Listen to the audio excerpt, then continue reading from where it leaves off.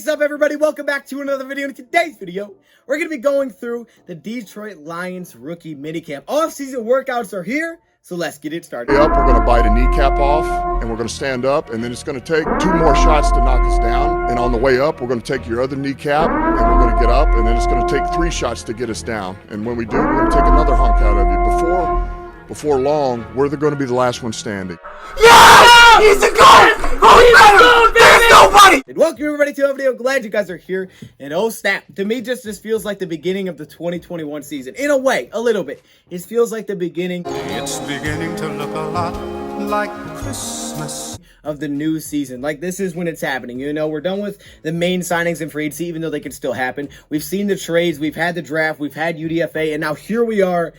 Off-season workouts beginning. Today starts rookie minicamp for the Detroit Lions. This goes through Sunday, and I'm just super pumped. I'm super pumped about this. We know the veterans, they decided to skip the optional workouts earlier this offseason like a lot of other NFL teams did, but now it's time for rookie minicamp. Now, rookie minicamp is much deeper than just your draft picks, and much deeper than just UDFA. The Detroit Lions have 32 players involved in rookie minicamp. That's a lot of players. So I thought today we go through some of those players, okay? Take a look at the players that are getting tryout invites from the Detroit Lions, that are trying out with different teams, just to talk about them a little bit. You know, this isn't a specific breakdown on one guy, but I thought we'd go through some of these players, all right? So the first group of players that we have are the draft picks. We all knew these guys were going to be involved in rookie minicamp, except for Penei Sewell. Unfortunately, Penei Sewell tested positive for COVID, so we're wishing him, you know, a speedy recovery. Hopefully he can get back and get healthy. You really hate to hear that kind of news. So, you know, get better, Penei Sewell. You know, take your time, get better, but he has tested positive for COVID. So, you know, best wishes over to Penei Sewell. Wow! That's a very exciting draft room. That's outstanding.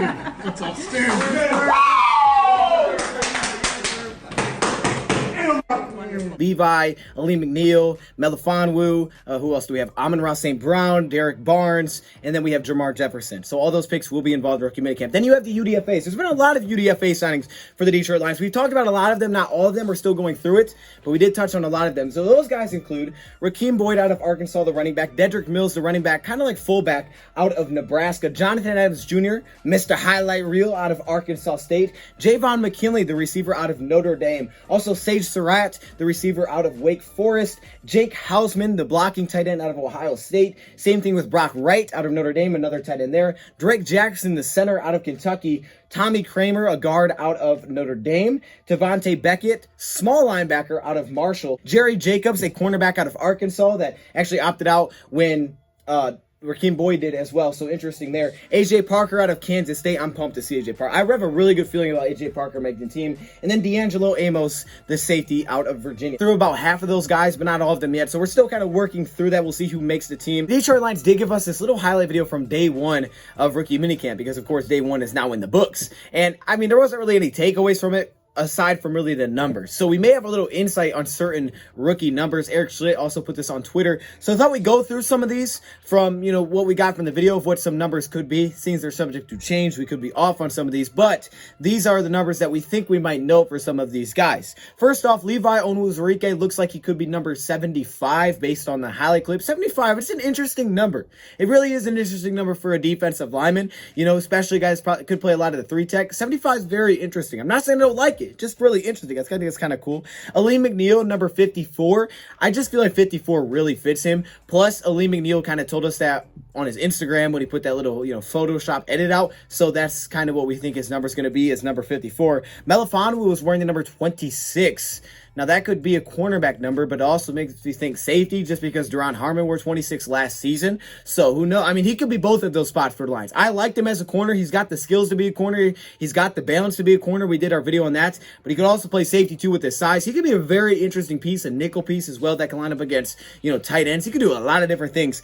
He's a really cool player. I'm really heavily considering getting his jersey. I'm trying to figure out whose jersey to get. I don't know. Comment below what jersey you would get if you were me, because I don't know. Amon-Ra St. Brown wearing the number 14 in this clip. I like that. I can rocks with the number 14, okay? That's clean. We know there was some jersey changed numbers, so these may not be finalized, but this is what we got from the thing. There are, the different rules now. He wore the number 8 in college, which is a sick number too, so I've been cool with that. But he was wearing the number 14. I can rock with the number 14. I'm down with that. Then we saw Derek Barnes wearing the number 55. Of course, Derek Barnes, we were told by Dan Campbell that he'd be wearing the number 55, playing the Mike linebacker position, not the edge position. Mike linebacker, which is what he played last season. So 55, we knew that one, which Tulloch also wore the Detroit Lions. Jonathan Adams Jr. rocking the number 82. Okay, I see you, Jonathan Adams, out of Arkansas State. Sage Surratt was wearing the number 15. I think that's a cool number. Golden Tate's number, Sage Surratt. Now, they're definitely two different styles.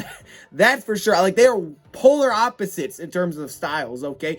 But I like the number 15. The interesting thing about these two numbers is that Surratt just didn't take number 14 like he wore in college. St. Brown has number 14. Now, St. Brown may have wanted number 14, but I think 15 would have been really cool for Amon-Ra St. Brown. And then he could have had Sage Surratt wearing 14 like he wore in college, but he's like one-upping his college. Like, hey, I was 14, now I'm 15. Like, happy birthday, Sage Surratt.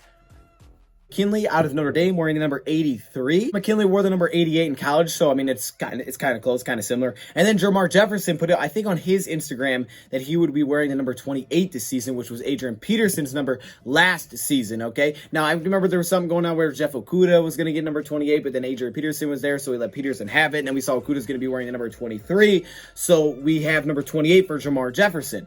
I rocks with that. 28 is just a really good number for a running back. It's just the icy number for a running back. Jermar Jefferson. I can see it now. Stop.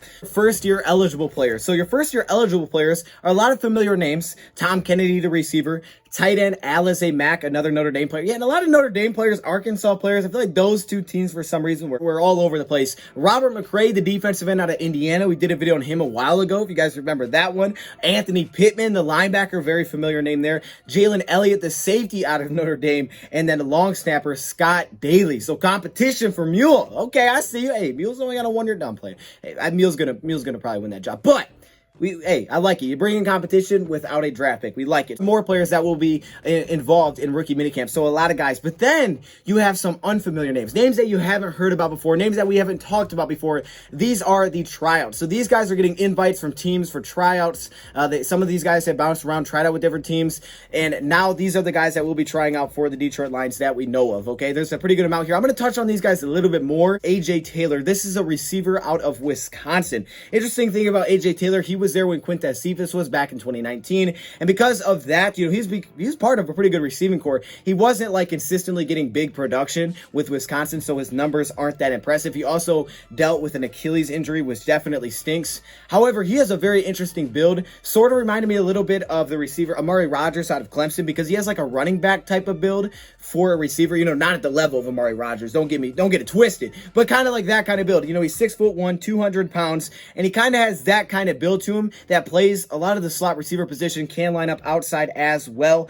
He runs a lot of wheel routes. I mean, that seems to be like a place where he can absolutely eat, because I think you get some mismatches there, a lot of yards after the catch. He has a weird way of making guys miss, breaking tackles, getting upfield like a running back would. I mean, that's what he looks like when he gets the ball. And for Jared Goff, a lot of yards do come after the catch for his weapons. So this is not a bad option to have someone like this. So he'll compete for a role with the Lions. We're trying to kind of figure out that receiver room this offseason. So he'll be there with Quintez Cephas. He's going to get some opportunities, though, in rookie minicamp. We'll see what he can do throughout this tryout. I did see a little bit of wiggle, though, out of breaks. Like throw routes, comeback routes, any kind of breaks. Like he had a little bit of wiggle, a little bit of flexibility in the hips. As a receiver, blocking downfield, cross blocks, going to pick up a linebacker. Very willing and actually has a pretty aggressive mindset as a blocker. So all those things are great. But A.J. Taylor does lack some of the catch radius. When you notice, he doesn't have great hands. A lot of passes he's caught are very close to his body. As a receiver, there's a lot of things that could be cleaned up there. But he does have a very interesting build for a guy that can get a lot of yak. He'll definitely block. And like I said, he has those connections with Quintez Cephas. So this is a really cool option that could be used in, kind of different ways when you have him on the field. Just kind of give him the ball and let him go make plays. And of course, if you throw a screen his direction, he's going to block. So A.J. Taylor out of Wisconsin. Then you have... Now, I know I'm going to mess this name up. So don't even roast me in the comments. I already know I messed it up. Charlie Tamopao. Charlie Tamopao? This is a tight end out of Portland State at 6'2", 240. And some people had him projected to go way higher than UDFA in the past, but he ultimately went undrafted. He doesn't have great size for the tight end position, as you can see. And then when you look at that size, you would think, okay, great athleticism here, maybe big receiving threat, but he doesn't have that great athleticism, doesn't have great top end speed. His 40-yard time was, I would say, a little bit not as good as maybe you were hoping for. It was in the mid 4.7, so it wasn't great there. You just see some of the lack of acceleration, burst out of breaks. However, he does look like he could have a role as an H-back for the Detroit Lions. And when we went through what the offensive scheme could look like for a guy like Anthony Lynn, we talked about the importance and, how in the past Jared Goff has been around the H-backs, having guys like that, kind of fullbacks / tight ends, guys that can leak out, catch some passes, they can block, that kind of thing. And that's kind of the role that he could check for the Lions. Now, we brought a lot of guys in to compete for that similar type of role, but that's the role that he would probably be competing for Detroit because he's a very willing blocker at his size. He can definitely be used to block, so it allows him to do that.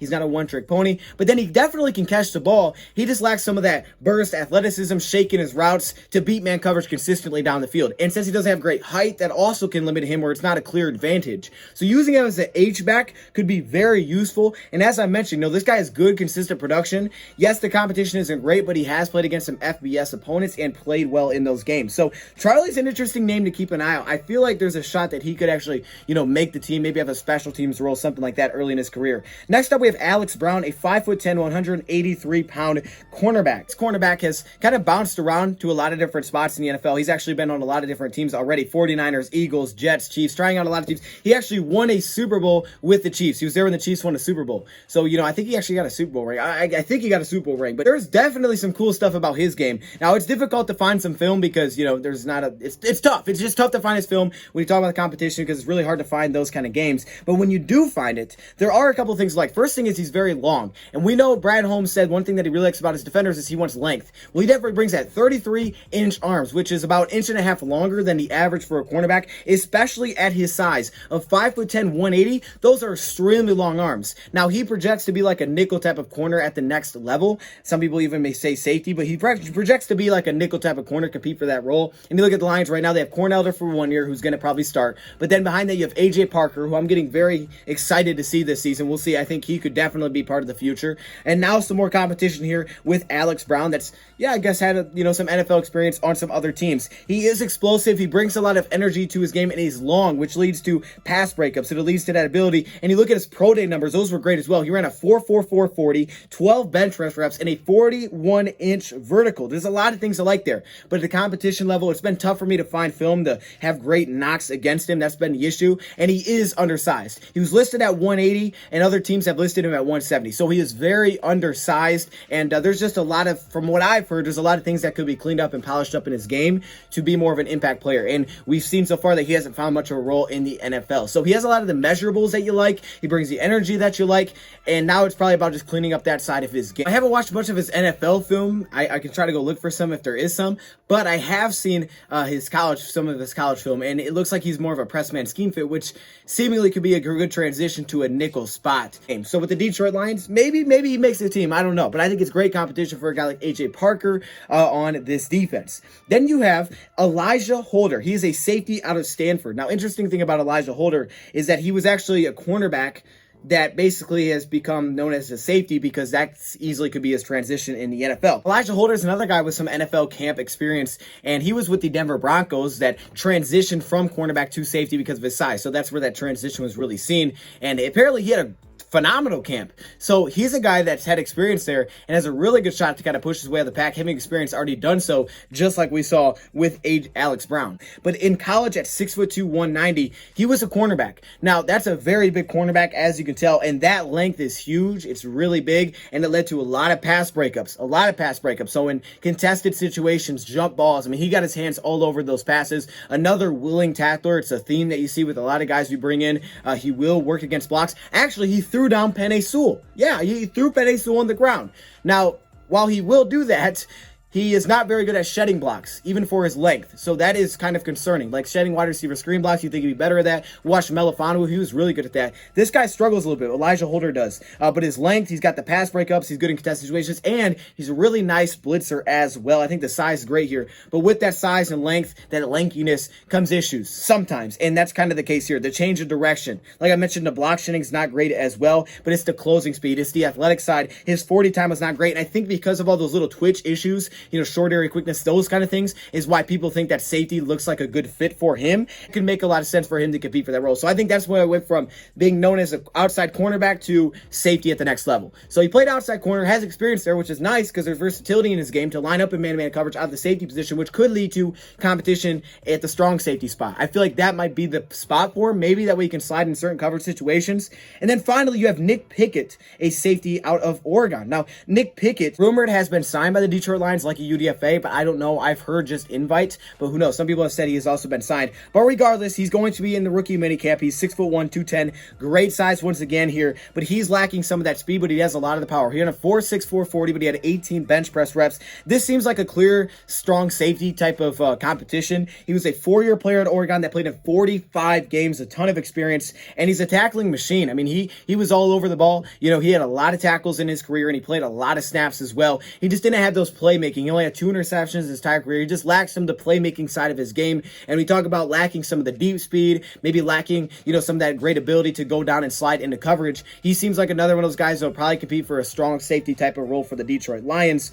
It just seems like the fit that he would have. I've heard he's much better in zone coverage, and that's the spot that probably fits him better. Notice a pattern. Bigger, stronger, long type of secondary players. And that's the kind of guy that Brad Holmes apparently wants to bring in and develop. And if you think about it, this might be the guy that Aubrey Pleasant's like pointing for. So keep in mind, we have a really good secondary coach now and secondary mind in Aubrey Pleasant, who has done a lot of great things with these safeties. So you can't count these guys out. It's same thing with Aaron Glenn. When you talk about what guys like Ken Crawley have become, what the development of safeties have become, UDFAs, those guys that these guys can be counted out, and that's why I'm making sure I bring them up, because don't be shocked if someone that you weren't expecting at all makes the team, because we've seen it with Aubrey Pleasant and Aaron Glenn, their ability to do things like this. I mean, Aubrey Pleasant has developed safeties so well. I mean, that's been his calling card. And then you look at Aaron Glenn, he has had guys that you haven't heard of find a role in a team and find a big role. And then we go elsewhere, they struggle, but he's been able to make it work. So look out for some of these guys with good lengths, good size, that could potentially find an interesting spot with the Lions. It could be out of position from what we know, but could find a spot with the Detroit Lions. So interesting names there. 32 players competing in rookie minicamp.